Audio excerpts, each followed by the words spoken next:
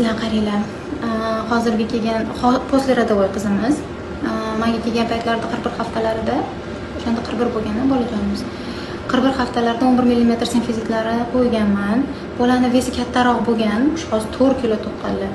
Shuni hisobiga simfiz sohamiz yana ham kengroq ochilgan. Faqat bir kun umuman yura olmadim, qadam tashlay olmadim debdilar, lekin keyinchalik o'z-o'ziga tushib yaxshilanyapti. Men bergan razmerdan hozir ancha katta.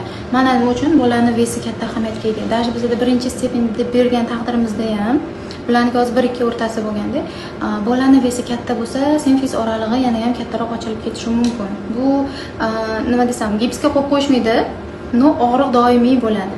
Bunaqa holatda hozir endi kalsiy ichsam bo'ladimi deb so'rayaptilar, lekin kalsiy ichsak bolajonning liqildog'ini sal vaqtliroq bitishiga sabab bo'lib qolishimiz mumkin. Shuning uchun tabiiy narsalar yesak bo'ladi.